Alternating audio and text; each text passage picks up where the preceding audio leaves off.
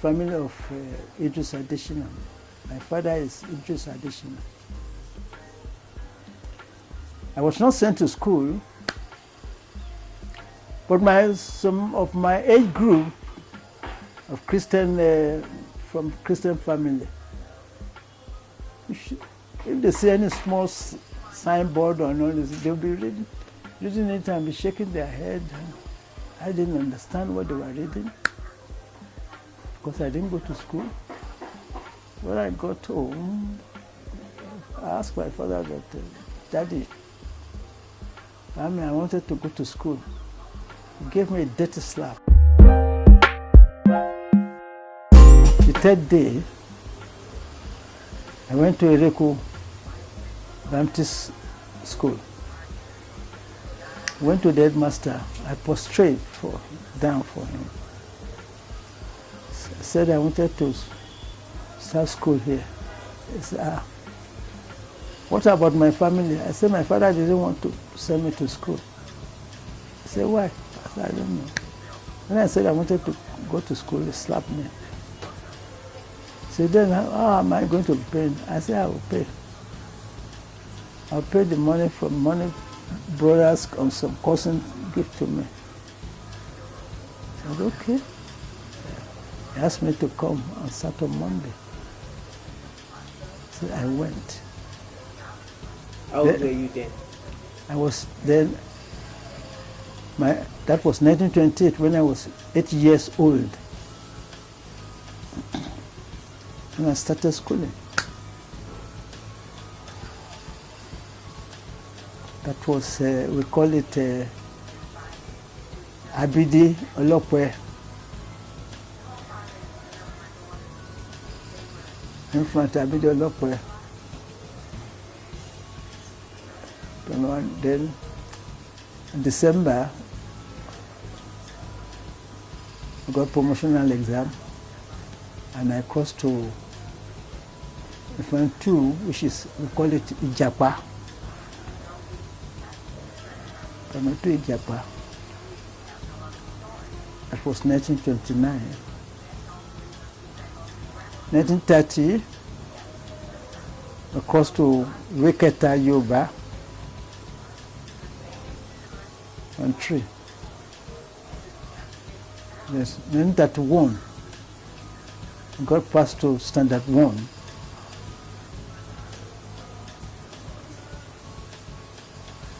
1932, I got to standard 2. Baptist School, Ereku Baptist School, got up to standard 2. So I have to cross to Jebode Muslim School. Jebode Muslim School at that time is mainly under Central Mosque. Jebode Central Mosque, that is where the school was there. I started standard 3 there. Again, my father stopped me. After December, I got promoted to standard 4. He took me over to, come on, go to Agoshasha again.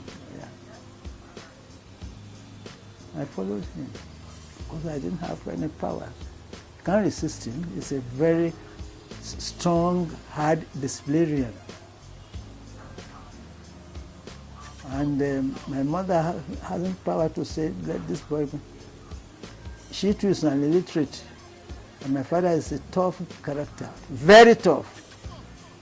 But today, I pray for him. For the type of training he gave to me, make me to be able to survive hardship in life. So there I went to Agoshasha for solid 5 years. Then 1939 now, he allowed me again. After crying, a lot of people helped me to beg him to allow me to school. That I wanted to read, he should allow me. So I started there all over again at Jebode Muslim School, at Isoku Muslim School. Then the Muslim school have moved off from Central Mosque, build house at Isoku. There, I started standard 5, 1939. 1940, standard 6, I took my first school leaving certificate. I passed, got the certificate, took entrance examination to Jebode Grammar School. I was called up, and my father said, no way, I should come and go to Agoshasha. Then I resolved that I'm not going anywhere. There I went to GRA, where the education officers lodge and the district officers. I went there, and then I want to be working under them as a houseboy and understand. And they allowed me. There, most of us that was serving them, helping them to take a ball from the golf course and all this thing. We were brainwashed that Germans are wicked people. They are going to take. The war already started in 1939 then. 1939, 40, 41, they said the Germans will carry all the young men, young African boys to Germany as slaves. We were brainwashed that because then we were eager, if anything we can do, say, turn us to. So we were drafted into the army.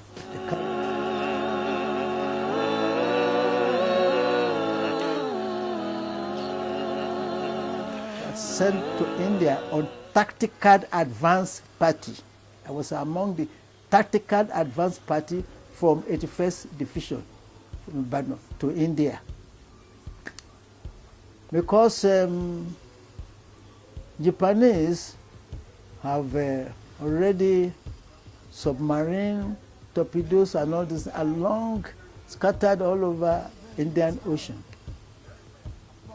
We have to go fire down to New Zealand. And the first encounter with the Japanese, we captured 6 Japanese soldiers. 1944, I was transferred from 81st Division in Burma to 14th Army Headquarters under Lord Louis Mountbatten, Commander of Allied Forces, Southeast Asia Command. In July 1944, in 14th Army Headquarters, I was working one night, I was on duty one night, working on a channel called C5 Links. That channel was working War Office Direct. You see? The operator in the War Office, that was in England, offered me a certain message with high priority addressed to Commander's office. The group of that message is almost 800 groups. When I saw the groups, if this man to send this thing by normal Morse code figure, it's a cipher message, normal Morse code, it will get delayed. And I am the one that's going to be queried for being delayed.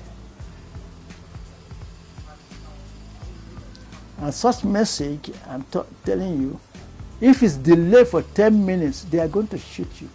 You get a shot. Then I told the distant operator to send it under short figure check. It's a certain procedure in our communication. We call it short figure check. To send it under, to use procedure short figure check. He asked me, "You an Englishman?" I said no. An American? I said no. An Indian? No.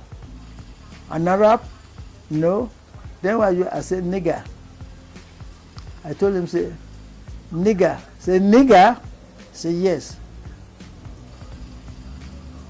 The Nigerians are called nigger.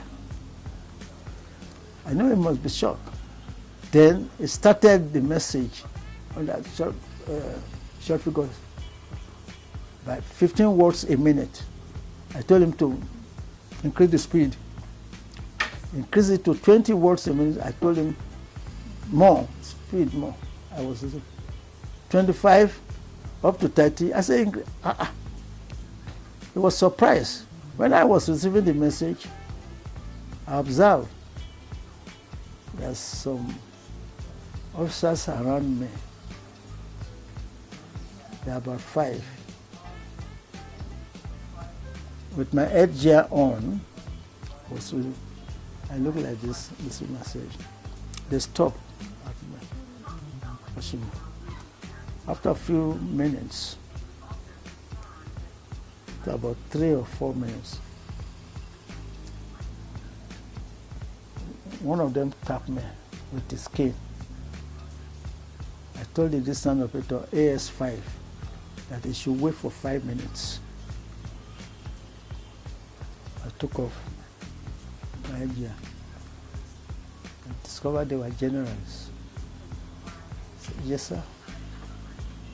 Said, operator, the commander, Lord Lusman Batten, said, operator, what do you think you are doing? I know, first of all, operator, what's going on here? What do you think you are doing? Look, although I'm not a professional communicator, but I have a very good knowledge of Morse code. They were sending letters to you and you are writing figure. How come? I said, you are right, sir. You are more than correct, sir. But who am I to argue with you? You've said it all, sir. I said, what have I said? You said it that you are not a professional communicator. This channel is a professional channel, sir, and it's been manned by a professional communicator. That is why you do not understand what is going on. But this particular message is a high grade priority cyber addressed to your office. When the message gets to your office, you will understand what is going on here. There is then he turned his eye, because there is one of the general, must be a brigade general or something like that. As I was talking, it was making it say, possibly it must be a communication man. You are looking at him. He was nodding his head. What is your grade? I told him I'm a second class wireless operator. Why are you not first class? Why are you not first class? You failed your test. I told him I've never failed any test in my life. But as a black man, that's the highest grade I can get in the Royal West African Corps signal. First class is for white. The highest an African can reach is second class, and that was correct. I told you can cross. You can do test from grade 4, 3, 2, but after that you can't. You can only get rank: lance corporal, full corporal, sergeant, staff sergeant, and so on like that. First African under Royal West African Frontier Forces. I am the first military man or wireless operator to be given first class when I was in 14th Army in India. It was there. Now a memo was sent over to the office where they sent to always say, anybody that is very good, there should be no discrimination. 1944, when I got to 14th Army headquarters under Lord Mountbatten. Now, the campaign 1944 1945, there, it was over there now, all of a sudden, I got, one night I got sinus, my blood was trooping out from my nose for the first time in my life in the army. Then I went to the clinic. The doctor gave me some injection and all this thing. And they gave me that I should go on bed rest. The bed rest is inside the trench. That is the best range, like this, inside the bed. And the rest of my own thing, they call parade. Making arrangement how to start another campaign on SWAT on Japanese. I had them shouting, hey, hey, hey, and all this. When they came back, they were throwing their haversack on me. We were inside the trench. What is it? Digby, we are going home. What are you talking about? Home? What type of home? The voice on, you say, I'm going water. Then when my officers came, they said, Idris, get ready and get your equipment, your loot and everything, and started to go and surrender your gun and all this and everything, and surrender it. And get your loads and then prepare in another 1 hour's time. You are going back to Nigeria. I said, why? Why, sir? What offense have I committed? Why? Why? He came and patted me and said, yeah. How I wish I'm in your shoe. They said you go. With all this suffering, they asked you to come and go. You are asking why. Why? You don't want to go. I said, what? Why me? Why? What have I done? They say, Idris, you've done nobly. You are going home. Well, later, I discovered that because I am one of the people that came on tactical advance party to India first. So I am one of the, because the war is going down, that was 1945. The war had been going down.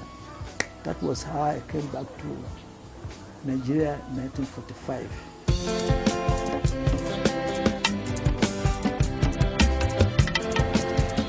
Now, we were discharged in 1945 from the army, and I was employed in PNT September 12, 1945. We were first of all trained at General Post Office, Marina, GPU Marina. And then after that, we were sent to Yaba Technical Institute for another training of aviation communication. There I was, and then 1948, I got married.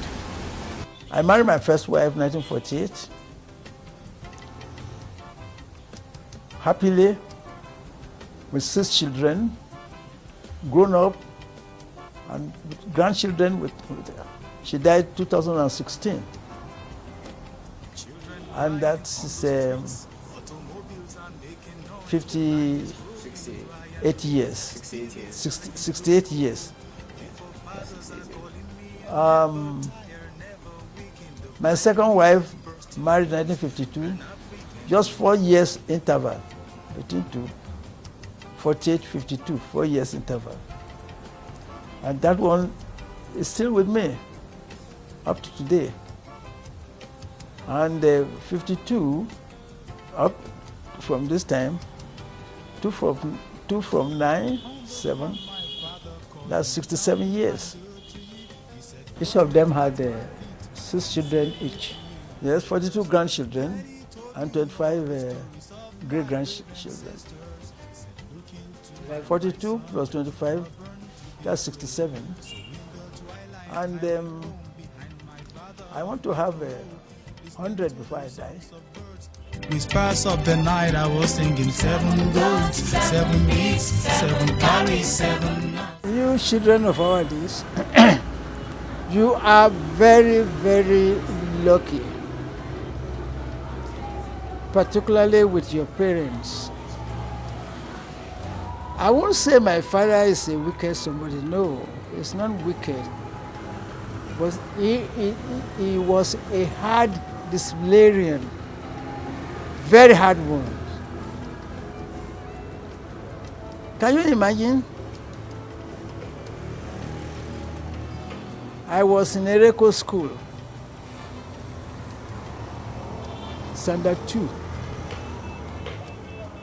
We were asked to bring 1 shilling for Ikore, the Christian Ikore. They used to do in April.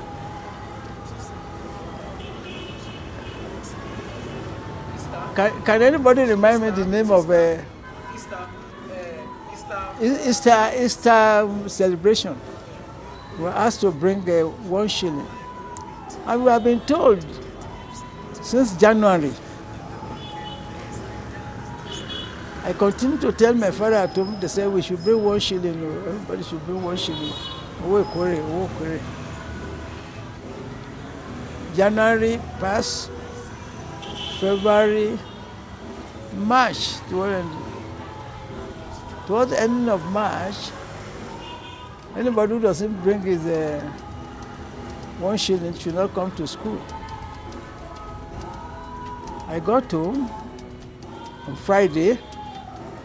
I told my father that if there's anybody who doesn't bring his 1 shilling on Monday should not come to the school.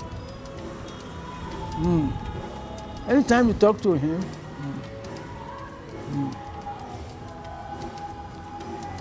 on Monday morning,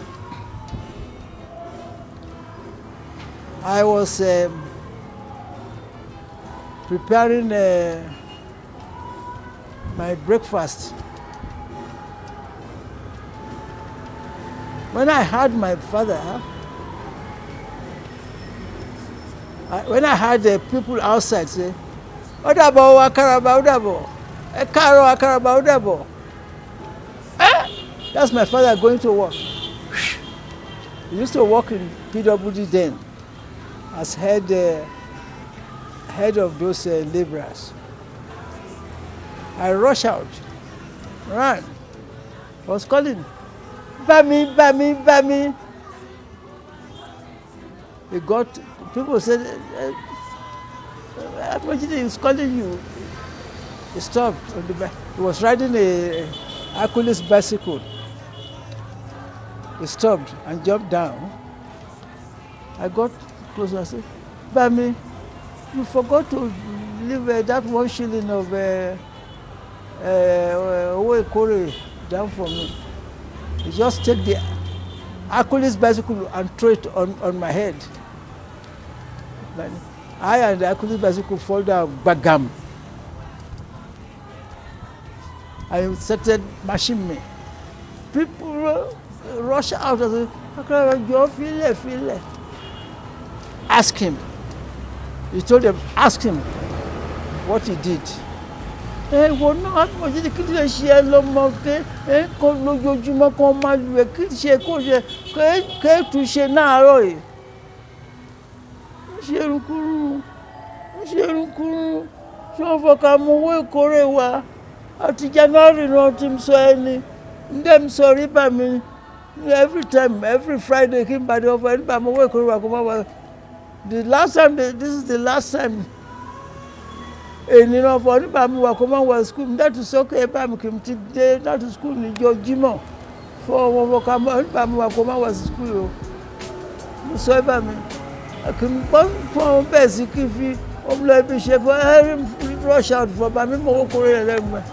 Ààrẹ ọmọ burúkú wọ̀wọ̀ wé ilẹ̀ ń gbọ́rọ̀ náàárọ̀ kùtùkùtù Monday ọba òyìnbó bẹ́ẹ̀ gbé fọ kó gbérí sílé kan. Started mashing me. I was being blamed as a bad boy. One day, I went to the stream to draw water for myself, not for my father, for myself. Those days there was no pipe-borne water. I want to use it to wash my clothes and all this.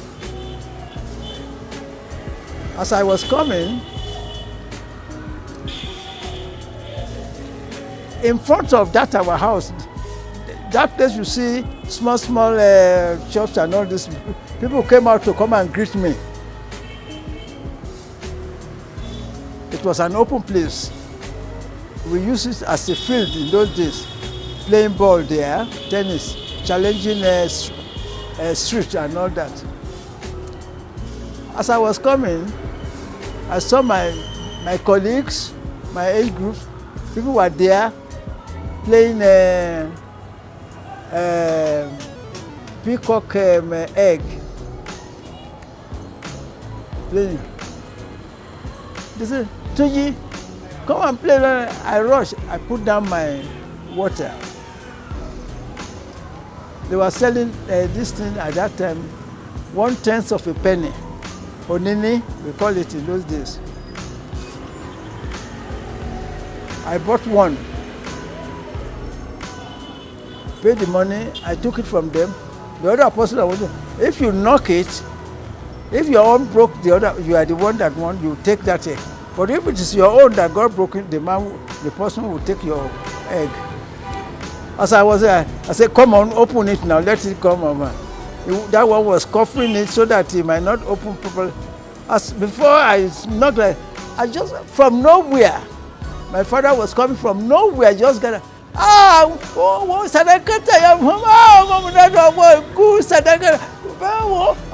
look, all those other children, because they know my father, if he caught any of them, oh God of Israel, oh God of Israel. The mother and the father will say, you allow a caravan to get you. Everybody, they run away. I can't run to anywhere. I have to go home. The yaya won't drop hand from a nobody. I carry my hair. I was going. That place, that particular place, we stood where I said, this is my sitting room and all this thing. There was no house there at that time.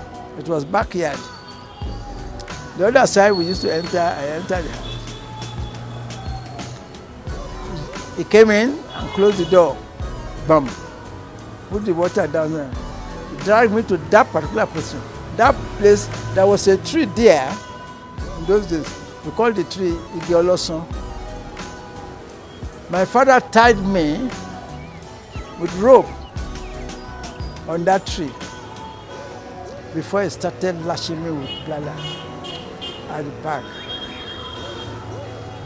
Bugba, I was crying.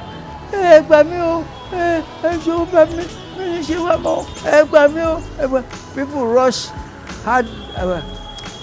There was this Ilorin people, 3 of them, they were coming right from a Chelsea road. They're rushing.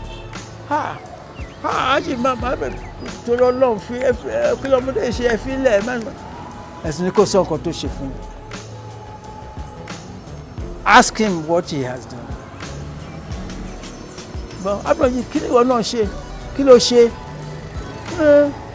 Mo lọ sódò mo ń bọ̀ ni. Mo lọ pọn mi tí máa bọ̀. Mo wá rẹ́ ọ̀rẹ́ wọn fọkàn. Ẹ̀yìn àwọn kí n tayà wọ́n. Láhà. Ẹmu dáadáa ọ̀ṣàlẹ̀ lè fẹ́ yà. Ẹmu lè dáadáa ọ̀ṣàlẹ̀ lè máa yà. It started again. Instead of helping me, they spoiled the whole thing. God knows better for everybody. I never knew the type of profession I would do in my life. That it will be duty that will require doing night duty. In those days, under my father, I never sleep before 12 midnight. To rest my head on bed before 12, never. 1, we return from mosque around 8:15 or 8:30 p.m. in the night. Then we will start eating around 9:30. By 10 o'clock, I will take my Arabic slate, reading and studying and cramming it.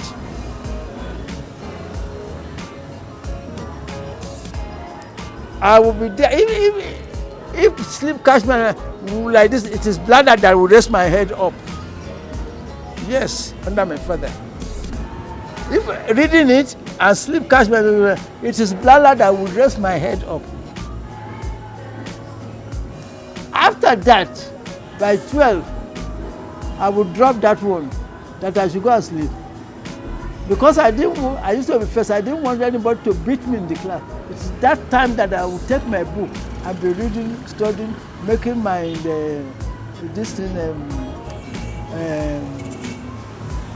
homework. At times I might not sleep until 2 a.m. And behold, we will all be waking up by 4:30, 4 to 4:30 a.m. every morning. You don't wake up, bladder will wake you up. Under my father. Because we have to go to the mosque. He will carry us by 5 a.m. to water tap outside to go.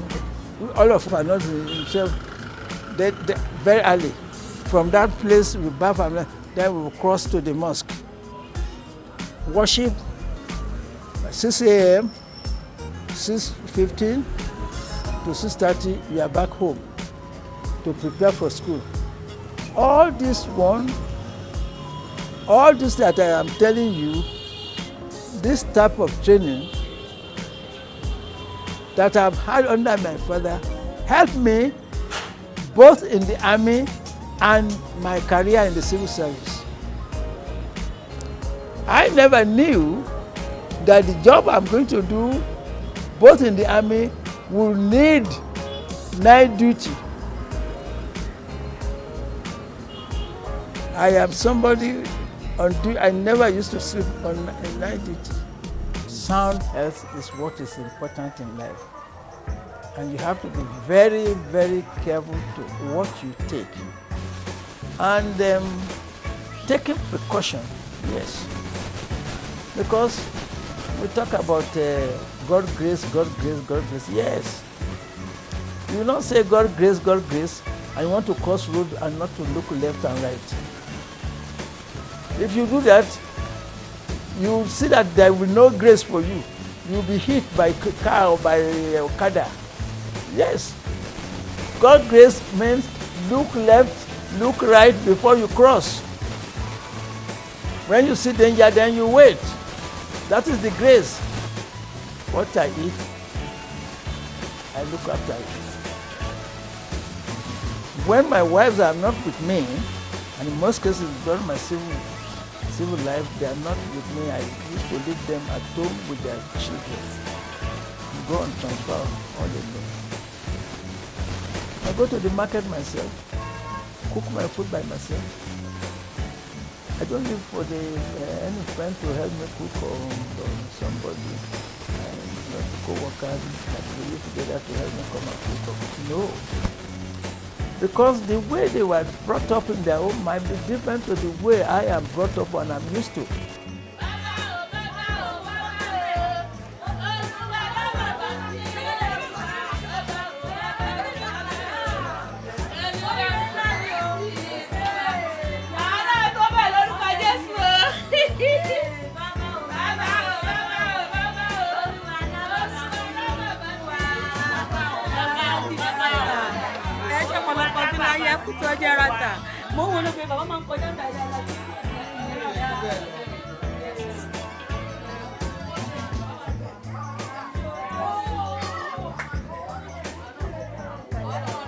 Heal Yourself, published by Magdalene Bain.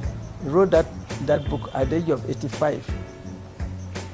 See, he's the one who said, my friend, under no circumstances whatsoever should you allow yourself to be dismembered, because it will never be the same. And that is true. But, he said, but if you have to do it, if you do it, if you don't do it, you will die. And if you do it, you might also die. Under that circumstances, yes, allow yourself to be operated. You see. But say something like that, the only time I allow myself to be operated after I've read all this book is when I got one day, I never knew. I was going to, coming from Lagos to Djibouti. When I got to Shagam area, I wanted to descend. And something inside the car, because I wind my glass down, something flew into my eye. As I was going, that eye that I was doing is the one that has been seen. I didn't know that I have been using only one eye, that the other one is closed completely. They're scattered there. I didn't know that for so many years I've been driving with one eye. Not until that particular day, something flew into my left eye, and I had to close my eye to clean it like this, that I discovered that I didn't say nothing again, dish into the bush. So what? I got their stuff, started testing myself. So my right eye is not seeing anything at all. Good Lord. That's why I had to go to see the doctor, eye specialist. They tested me. They said, I have a cataract and it's overgrown. So what do you do? They said they have to operate it. What? Operate my eye? I said, Daddy, they will operate it, nothing will happen to you. And that's why I went the second day. They did it for me. Just like that. I lied down. They were saying I was opening my eye, seeing what that. So then I see that they unpeel some tongue like this, like oral, cover the eye. They peel it. They use scissors to hold it and peel it like this, cut it out. I said, Daddy, you're all right now. And I saw what they were doing. I just smiled. I opened my eye. I could see. When I closed, I could see that. I cut my teeth that my son now learned it from me, and he's the one now that helped me to put it. Okay. I never called any flower man to come and cut it. I called it because I've learned this one when I was with those education officer. Those years, 1930s. It's an exercise for me. Cutting my flower myself and sweeping the floor myself, and I do it like an exercise. You see, this is an exercise.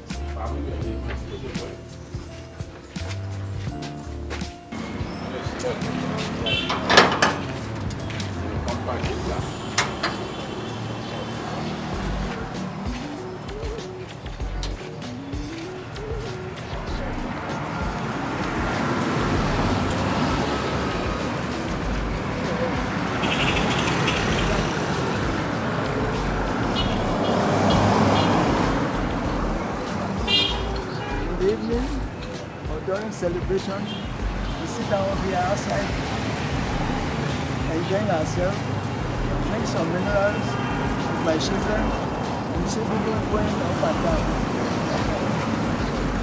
I enjoy this building, honestly. I enjoy it. That was given to me. This heavy jacket. Let him go back inside now. Okay. Now go back in. Let him just go straight to his room. Just go straight to your room now. We are done. Mama Wale didn't come. Go what? Something happened. Oh, okay.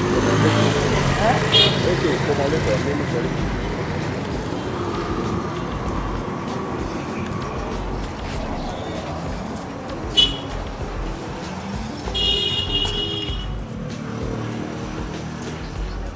Straight to your room.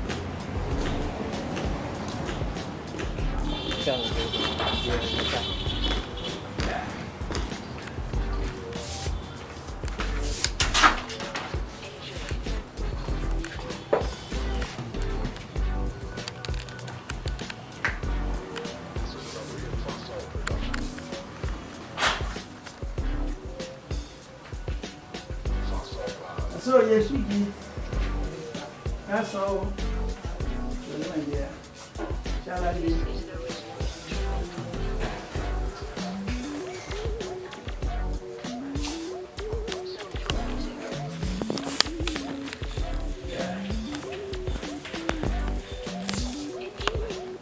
Well, gentlemen, this is my bedroom. Yeah, stage. Cell.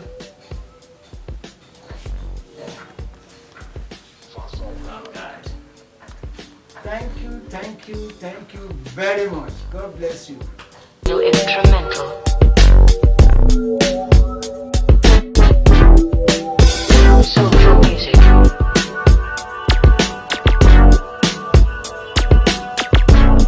Enjoy.